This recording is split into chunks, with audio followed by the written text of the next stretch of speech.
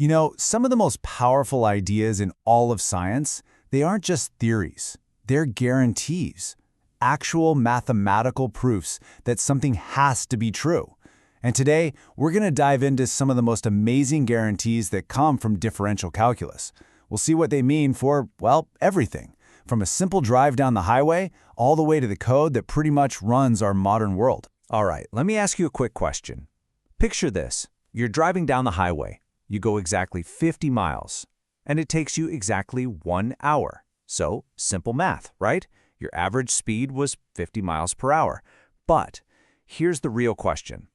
Can we guarantee that at some point on that trip, your speedometer needle actually touched the 50-mile-per-hour mark?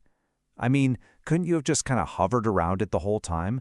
Maybe going 49, then 51, but never ever hitting 50 on the dot? What does the math actually promise us here? I like to call this the speed camera puzzle. And figuring it out leads us directly to our first great theorem. And, you guessed it, the mathematical proof that gives us the answer. Now, to solve our puzzle, we've got to start with the simplest version of the idea. Just look at the graph here for a second. This is showing something called Rolle's theorem. All it's really saying is that if you start a journey and end it at the exact same height, see how points A and B are totally level? Then somewhere in between, your path had to be perfectly flat for at least one instant. There has to be a point, like C at the very top, where your slope was just 0. Okay, the formal math here might look a little intimidating, but it's exactly what we just talked about.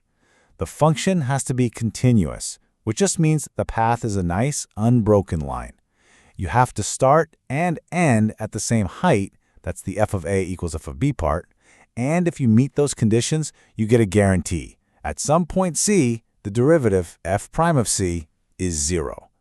Remember, derivative is just a fancy word for instantaneous slope. So a 0 derivative, that just means a perfectly flat slope. It's a lock. It has to happen. So what happens if we don't start and end at the same place? This is where things get really cool. Again, just focus on the two pictures. On the left, you've got Rolle's theorem with its flat, zero slope guarantee. Now, look at the one on the right. Imagine we just tilted the whole thing. This is the mean value theorem. It's the exact same concept, but it works for any journey that has an overall slope that isn't 0. And that brings us right back to our speed camera puzzle. Your average speed, that's just the slope of the line connecting the start and end of your trip. Your instantaneous speed, well, that's what your speedometer is showing, the slope of the curve at any single moment. The mean value theorem promises us, guarantees us, that at some point, those two slopes absolutely must be identical. So yes, it is a mathematical certainty. Your speedometer had to hit exactly 50 miles per hour. Okay, so knowing the slope gives us these incredible guarantees. But what else can we do with it? Well, it turns out that this same core idea is the key to building one of the most powerful tools in all of mathematics, a way to approximate calculations that seem, well, almost impossible. I mean, really, have you ever stopped to think about this? You punch in sine of 0.235 on your calculator, and it just spits out an answer. How? How does it know? It's not like it has a giant book of every possible answer stored inside. It has to figure it out, right there, on the spot. So, how does it do it? The secret is another one of these great theorems, Taylor's theorem. The basic strategy is to build a really simple polynomial, which calculators are great at, that perfectly impersonates the more complicated function. You start at a point you know, an easy one like x equals 0. First, you match the slope using the first derivative. Then you match the bend of the curve using the second derivative. Then you match the change in the bend with the third derivative, and you just keep going.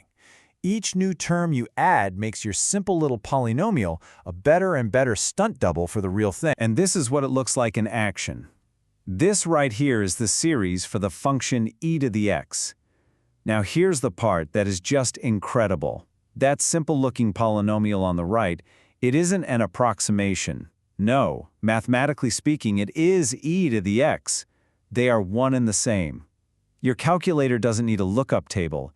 It just crunches the first few terms of this series, and bam, it gets an answer that's ridiculously accurate, all built from scratch, just using derivatives. So we have guarantees, and we have these amazing tools for building functions.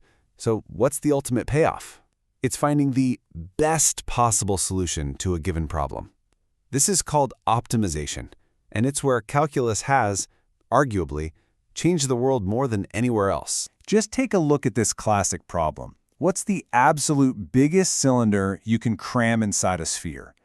Think about it for a second. If you make the cylinder really wide, it has to be super short. If you make it really tall, it has to be super skinny. Neither of those is going to give you the most volume, right? There's a perfect Goldilocks ratio somewhere in the middle, and calculus is exactly how we pinpoint. So how do we find that perfect optimal solution? It all comes back to finding the peaks and valleys on a graph. Right at the very top of a peak or the very bottom of a valley, the slope has to be 0. That's our old friend, the first derivative. But that just tells us it's flat. How do we know if it's a peak or a valley?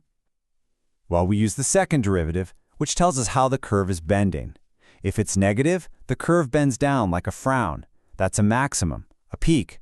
If it's positive, it bends up like a smile. That's a minimum, a valley.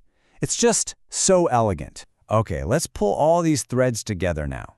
We've got a guarantee about speed, a tool for building functions from scratch, and a method for finding the absolute best solution.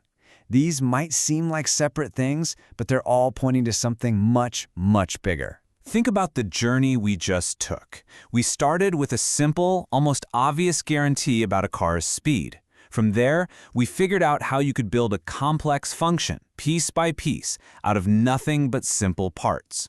And finally, we used that exact same logic to find the best possible outcome in any system. It's this beautiful progression from a simple truth to an ultimate tool. And that, right there, is really the big idea. These theorems aren't just abstract rules for a math class. They are a language, a kind of descriptive code for the patterns of change that govern pretty much everything. So what if we started to see calculus not as a subject you have to learn, but as the underlying operating system for reality itself?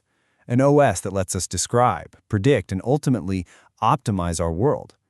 That's not just a powerful idea, it's a completely new way of seeing everything around us.